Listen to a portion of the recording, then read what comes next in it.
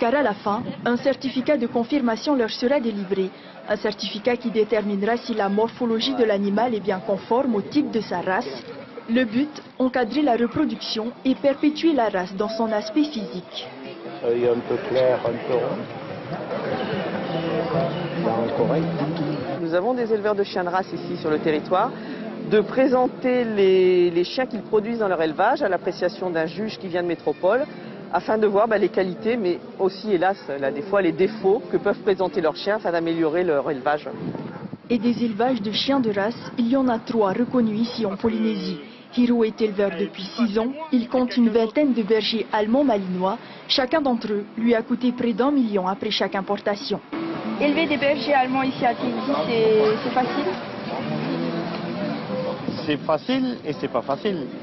Parce qu'il faut avoir du courant de sang de l'extérieur, parce que sur le territoire, on n'a pas vraiment du bon courant de sang pour pouvoir sortir des bons sujets. À ce concours, 18 races sont représentées, du berger allemand, malinois, australien au dalmatien. Nous, la position, c'est pas tellement ça, assis, parce qu'un chien berger allemand a une position tellement stricte qu'il faut respecter. Ça reste le meilleur ami de l'homme, hein. Donc moi c'est une passion que j'ai depuis que je suis jeune. Une passion aussi pour Louis-Marie, qui élève ce dog allemand depuis 4 ans. Tous les jours, je dois un peu... Voilà déjà, je dois le nourrir, bien sûr. Un concours organisé tous les 2 ans et qui, chaque année, recueille de plus en plus d'engouement chez le public. Raymond Soula, bonsoir. Bonsoir. On est ravis de vous accueillir. Vous êtes juge expert canin. Alors dites-nous d'abord, vous qui avez de l'expérience, si vous avez vu de beaux chiens à Tahiti. J'ai bien sûr eu de beaux chiens. Il y a aussi toujours quelques chiens ordinaires pour mettre les beaux en valeur. Mais disons, j'ai eu de très très beaux chiens, en particulier celui qui a gagné l'exposition, parmi toutes les autres races qui étaient présentées, un magnifique berger australien qui se déplace très bien, excellent caractère lui aussi, enfin comme tous les chiens qui étaient présentés, puisque par définition, nous les chiens, quand on les juge, on sanctionne en premier lieu le caractère, le comportement. Un chien qui n'a pas un caractère équilibré, il sort tout de suite. Est-ce qu'il y avait des chiens qui n'avaient pas à être là, selon vous? Qui n'étaient pas faits pour ce genre de concours, ou pour défiler, ou pas assez entraînés? Disons que certains chiens manquaient peut-être un peu d'entraînement. J'ai envie de dire, c'était peut-être pas le chien qui manquait d'entraînement, souvent c'était le présentateur. Bon, enfin, c'est donc les deux.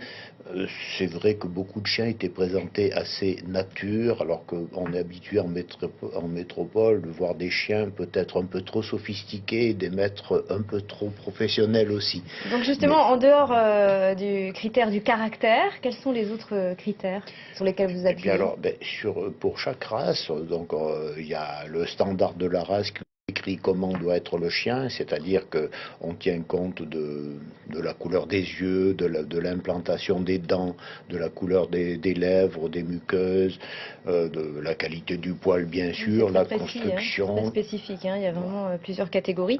C'est la Société canine régionale de Polynésie qui a organisé le concours.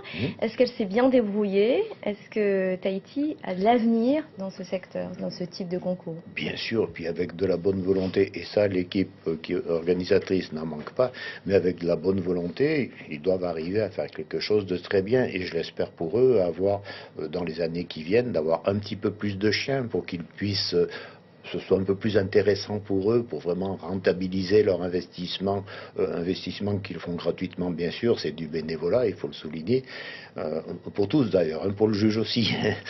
Et alors dites-nous ce que vous pensez du dicton tel chien, tel maître. C'est assez souvent vrai, et même souvent, ça a été constaté que très souvent, même sur son faciès, le chien souvent ressemble un peu à son maître aussi. Et